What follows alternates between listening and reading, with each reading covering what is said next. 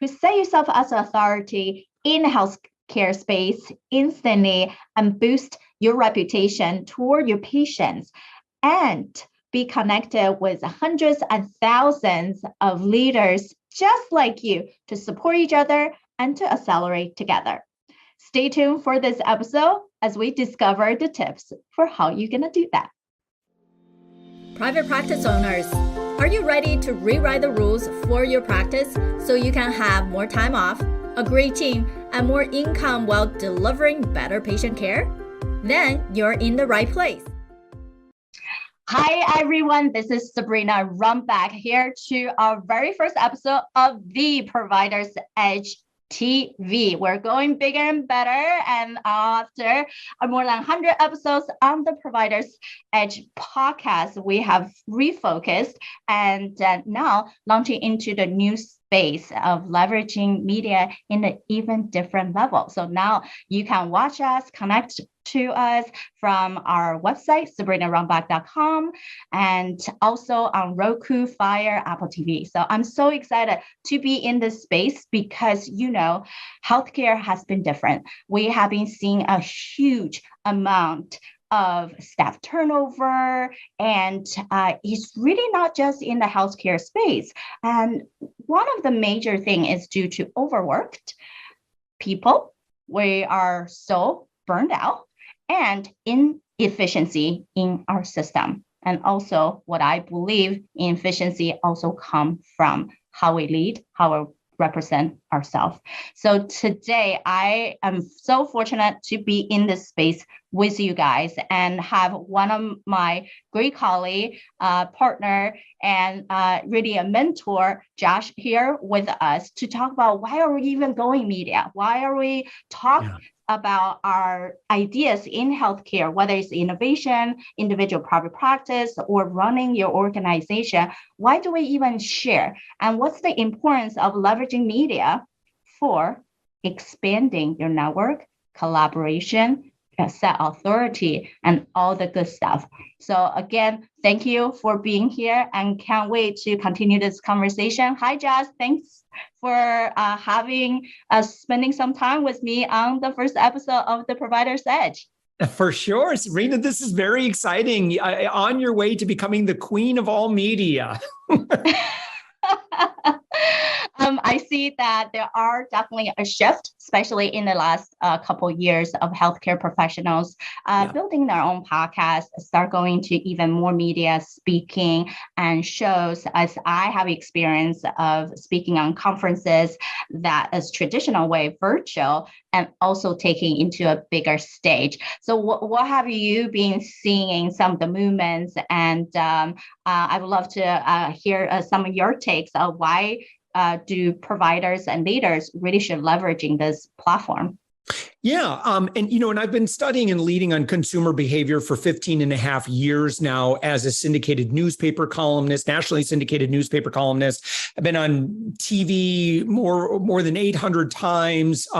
So I really want to pay attention to how consumers are making their decisions today. And I believe that the one who, the leader, the business leader and the health professional that wins today makes it insanely easy for your customers, your clients, your partners, your employees, your investors. You want to make it very, very easy to create proximity together.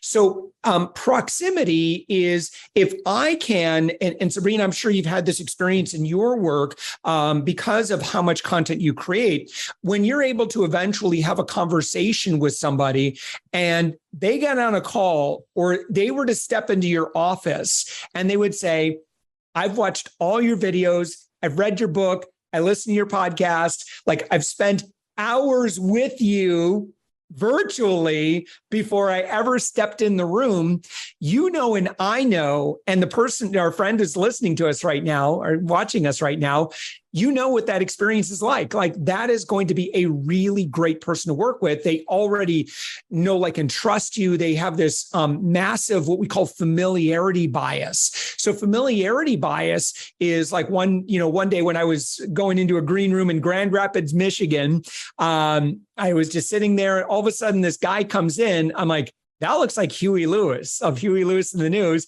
Sure enough, it was Huey Lewis. And so all of a sudden, I'm transported to the hours and hours and hours that I spent with Huey virtually, at summers at my Uncle Kenny's house, listening to the album Sports. And so he comes in, and it was really hard for me to try to keep it cool.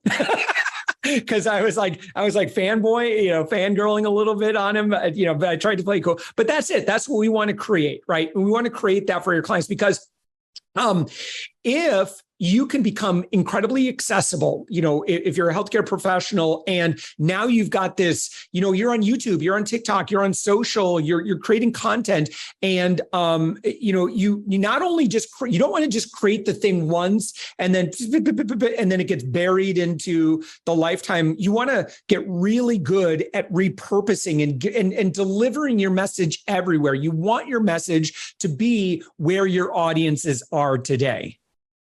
Yes, that's so crucial is we have to figure out who our audience are. Now, this show are specifically for the practice owners, the leaders, the people who are innovators, who are disruptors in healthcare. So being on this show, we know we're going to connect it with equal level of success and like-mindedness so we can truly rewrite the rules for healthcare practices and how we treat patients, how we treat our staff, and how we create our own life. And that's why my mission has always been helping providers, leaders like you guys to control your practice, control your life, and then you can truly control your future. And that can be done with many different things, and people can be very distracted. And that's why we needed to really focusing on productivity, on time, on how you value what you need to do. And I think in healthcare, so crucial is that we do a lot of things and we get so excited over a lot of things. And we think that we're already so productive on doing a lot of things. But we all know in reality, being busy and being effective and getting the result that you want are so different. And yes. When we are busy doing busy work, and even you think that's the right quote unquote, without a third party, a clean pair of eyes has not been so involved in what you did today, how you speak, how you communicate. When you don't see what you're not seeing, you will never able to move forward. So that's what I love to serve people in the space of optimizing our individual provider leadership efficiency and then optimize our practice efficiency with the right team. How do you attract the right people? How do you go get over the conflict, but use that conflict to actually up level people, and how we can use technology to help us instead of feeling like, oh, big data is going to be taking away my authenticity or my authority. And what Josh said is so crucial. We have to be with people where they are. We can't think anymore as I learned all this, I build my practice, people just come to us. I think that's just idealistic of saying that, oh, patient will love us. And then eventually tell people and that people will tell people. That's correct. But we still have to be out there, to put ourselves out there to represent who we are. Do you think that's like a crucial thing? And that's why being able to speak on shows, and then that's my true feeling is that we know in reality, if you guys haven't gotten into podcasts or media much, if the show is ranked less than 10%, top 10% globally, they probably barely have 30 to 40 downloads per week. So don't really think there's just so many shows, there's so many new shows. So that's not going to get you that further of where you need to go. You need to actually do a bit of research or the host like myself has been in media for many years, being trained with Josh and many other big people to learn how to position ourselves. And therefore, I have a whole team. And people always like, Sabrina, I don't get it. You still practice clinically and you do your advisor, you speak, you do your media, what the heck? And like, you're doing too much. Like, well, I do intentionally with a set amount of time, with a huge team that can do this for me, right? And that's how we become efficient. So just I know you help a lot of people in that world of representing themselves confidently on camera and being positioning. How do you put everything together also efficiently? Yeah, well, certainly, again, as I mentioned earlier, repurposing is a big part of that. And I think that maybe someone that's listening to our conversation, Sabrina, might be a little stressed when they think about this pressure that they have to be everywhere. But the reality is, what and why I'm such a big fan of video-based conversations like this is because while you and I are having this conversation, I mean, you're dispensing a lot of wisdom. And so what's nice about this is your team afterwards can now go through and create all these different snippets. And again, to our friend that's listening to our conversation right now, you think, well, oh my goodness, this might end up costing a little bit of money. And yeah, it will. Like, you're going to have some efforts. There's a lot of great technology out there. But when you compare apples to apples versus how much it costs to put a big advertisement in your local region, your local neighborhood magazine versus investing in great content that you can use over and over and over and over again, all of a sudden, we put ourselves in a position where we don't have to pay for attention as much anymore. Because I think it was the founder of Geek Squad who famously said, advertising is the tax you pay for being unremarkable.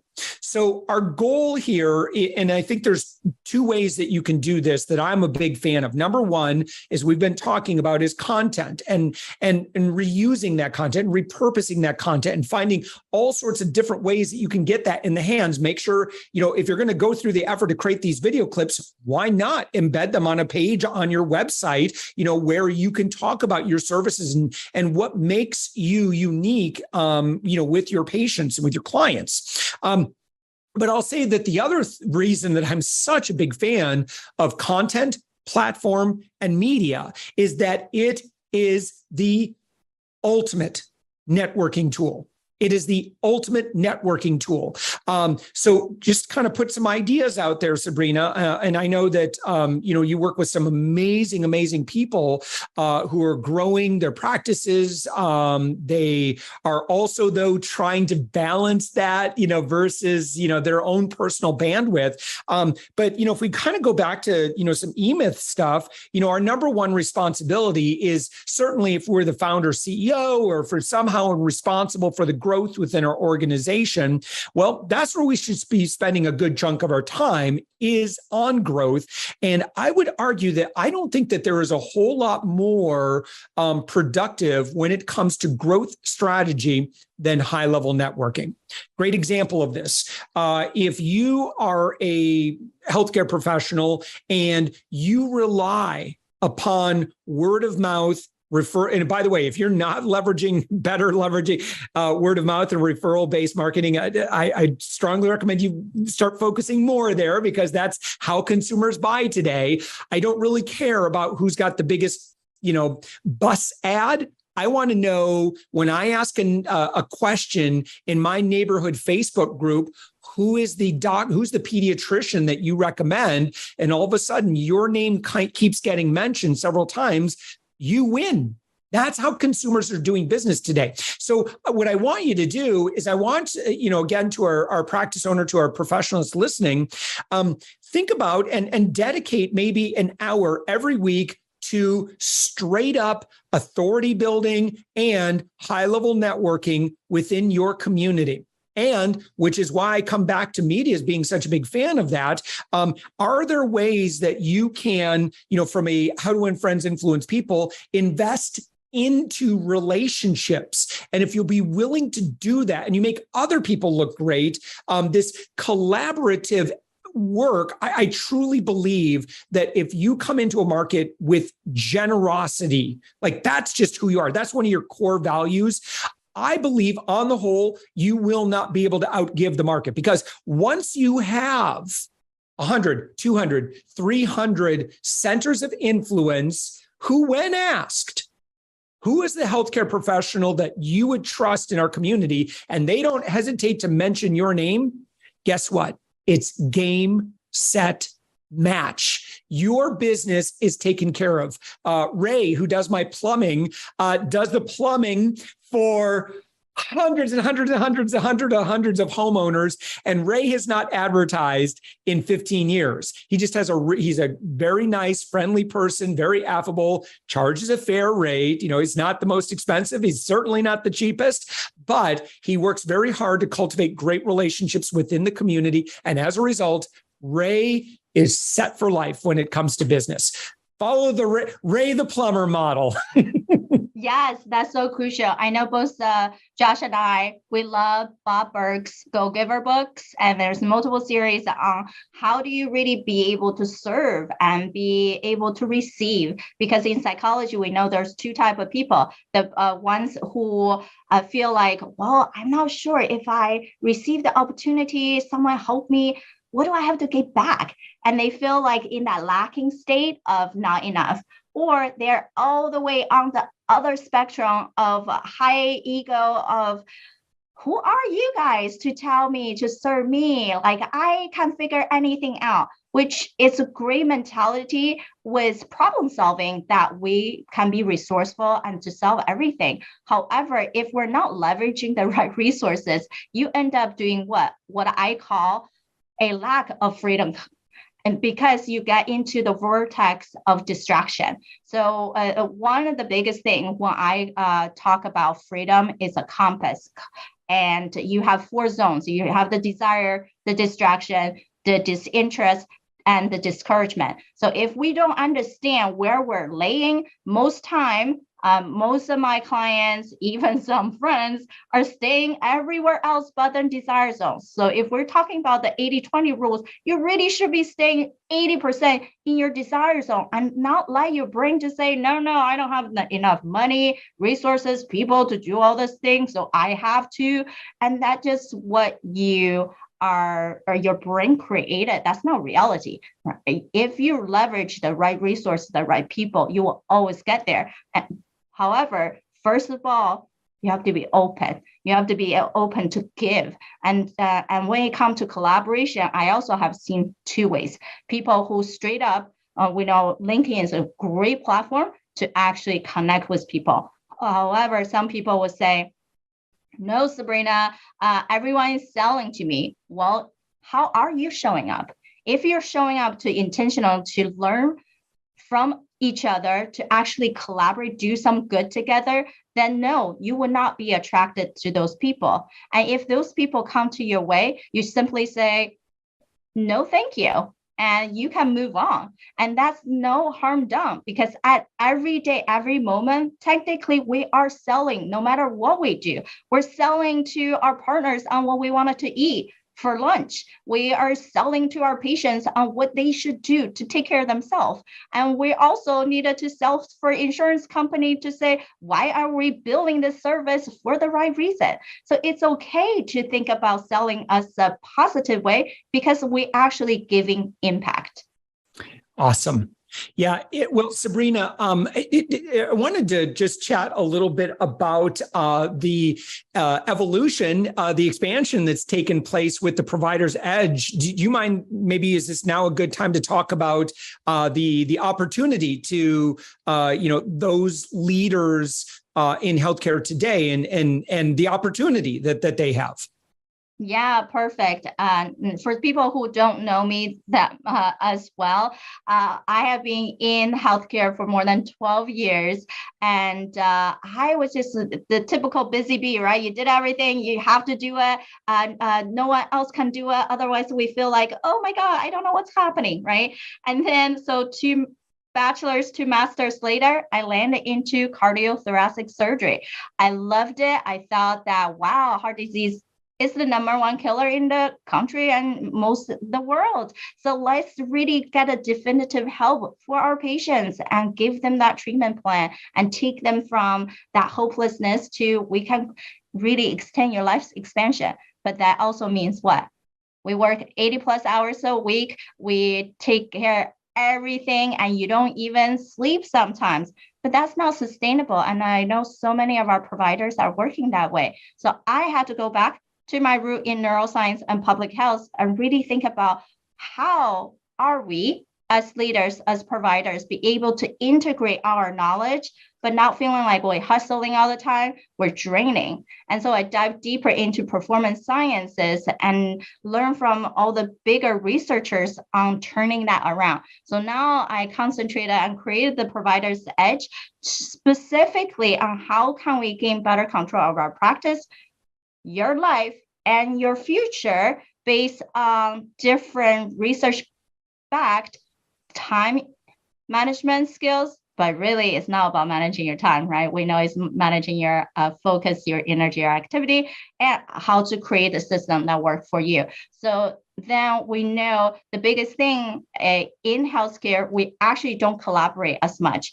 Suddenly people go to networking event. If they do, it seems like we're just talking about ourselves, but people don't really know exactly what you need and how to help you. And so that's one of the reasons I want to have this platform. And then we're taking into TV to interview successful practice leaders and owners to highlight your work. Because when you are able to spotlight yourself, your practice, and be so authentic about it, it is in a giving way, and people wanted to be connected with you. And I also host a monthly healthcare disruptor think tank. I would love to feature you in there and to give you the opportunity to meet other high-level leaders to be in synced with each other so we can create amazing things in healthcare altogether much faster than when we're doing it by ourselves and feeling like a lone wolf and feeling like I have to keep it as a secret because other people have to might take it and run with it. Well, if you are the giving state, we also know by research, there's three types of people: the giver, the takers, and the matchers. And research has shown us that givers in the long run will always beat out the results and performance of the takers and matchers. So I would love to host successful practice owners like you guys to be featured, and because you guys are givers. Awesome. So if you are, or you know somebody who is a high authority private practice owner, Sabrina, they just go to your website. That's sabrinarunbeck.com. Click on podcast. And then right on that page, you'll see a link where you can schedule to be a guest on the show, on the podcast. It's no charge. Just, we'd love to hear your story. And Sabrina, I know you'd love to share their story and that conversation. And so to our friend that's listening, think of who you know that's doing well as a private practice owner in the medical, dental, holistic industry. Again, you're probably a good guest would probably, Sabrina, what else would you recommend in terms of what's going on, or maybe their values or mission, purpose, that sort of thing?